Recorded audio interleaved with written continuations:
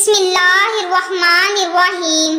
شمر اور عمرو سعد لعین اپنے چند سواروں کو لے کر پاک دامن بیبیوں کے خیموں میں جا گھسے، جن کے گھرانے کا مقام اور رتبہ اس قدر بلند ہے کہ جبرائیل بھی ان کے گھر میں داخل ہونے سے پہلے اجازت کا طلبگار ہوتا ہے۔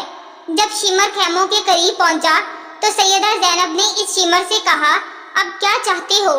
اس نے کہا، میں مال و اسباب لوٹنے کے لیے آیا ہوں۔ حضرت زینب نے کہا، افسوس ہے شمر، تجھے دولت کی محبت نے اندھا کر دیا۔ ہم نے نہ پہلے دولت سے محبت کی ہے اور نہ اب کریں گے۔ جو کچھ ہمارے پاس ہے تو سب لے لے۔ چنانچہ شمر نے خیموں میں گھس کر لوٹ مار شروع کر دی۔ جو کچھ ہاتھ لگا اسے لے لیا، ایک تنکا بھی نہ چھوڑا۔ خواتین اہل بیت سے زیور بھی لے لیا، یہاں تک کہ بے رحمی کی کہ حضرت سکینہ کے کانوں میں چاندی کی بالیاں تھیں، وہ بھی اتار لی۔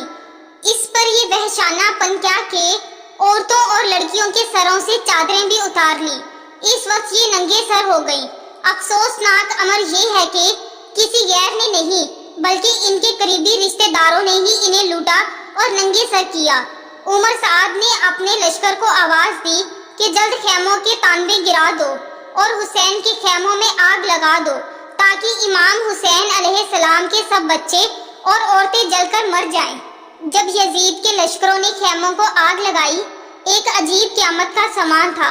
حمید بن مسلم کہتا ہے کہ میں نے ایک بچی کو کہ 3 یا 4 سال کی ہوگی دیکھا، خیمے سے یا اماں یا آقا کی فریاد کرتی ہوئی نکلی اور ایک جانب دوڑتی جاتی ہے، کانوں سے خون جاری ہے، کرتا کے دامن کو آگ لگی ہوئی ہے اور وہ معصوم کمسنی کے باعث اس کو بجھا نہیں سکتی، بے قرار چاروں طرف دوڑتی ہے، وہ آگ اور بھڑکتی ہے۔ یہ حال دیکھ کر میں برداشت نہ کر سکا اور پوچھا، اے بچی تو کون ہے؟ اس صاحبزادی نے رو کر فرمایا کہ میں حضرت امام حسین علیہ السلام کی بیٹی سکینہ ہوں۔ امام حسین علیہ السلام نے جناب زینب سے ودا ہوتے ہوئے یہ وصیت کی تھی کہ بہن زینب، میری شہادت کے بعد ہمارے بچوں کا بہت خیال رکھنا اور میرے یتیموں پر ماں کی طرح شفقت کرنا۔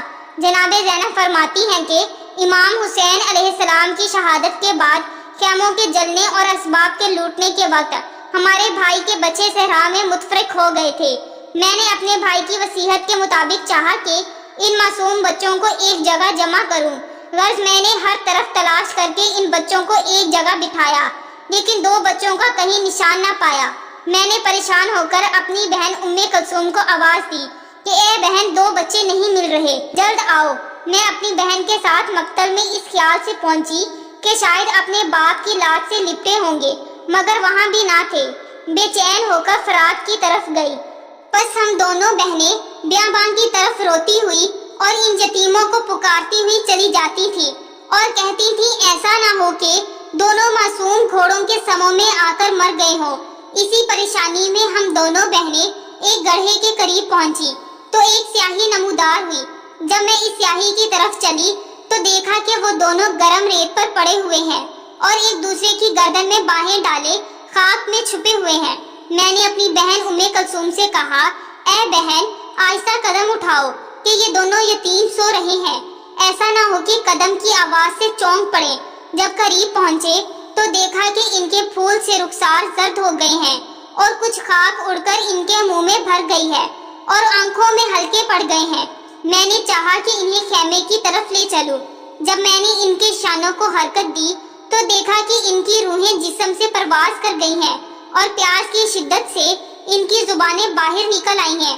میں اس وقت یہ حال دیکھ کر با آواز بلند رونے لگی اور کہا، اے بہن ام کلثوم، یہ دونوں معصوم تو مر چکے ہیں۔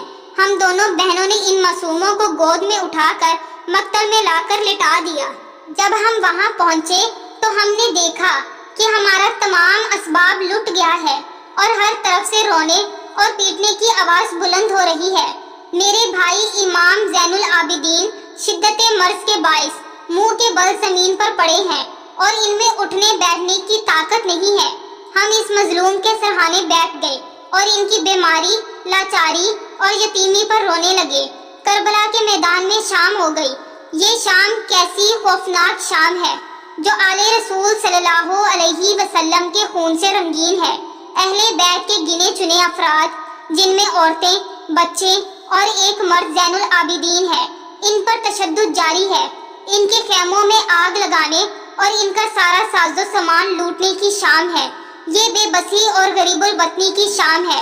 ये शाम इस्लाम ही की नहीं, इंसानियत की तारीख में भी रहती दुनिया तक वो शाम कहलाएगी जो जुल्म सितम और सब्र रज़ा की दास्तान सुनाती रहेगी। यजीदियत की तारीकी में हुसैनियत का उजाला करने वाली ये शाम सफ़ाए दहर पर हक व बातिल में फ़र्क वाज़ह करती रहेगी।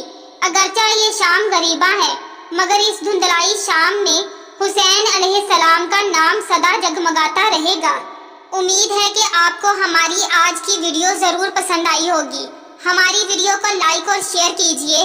हमारे चैनल को भी सब्सक्राइब कर लीजिए ताकि इस तरह की मालूमाती वीडियोस आप तक पहुंचती रहें। और नीचे कमेंट बॉक्स में अपनी कीमती राय का इजहार लाजमी कीजिए।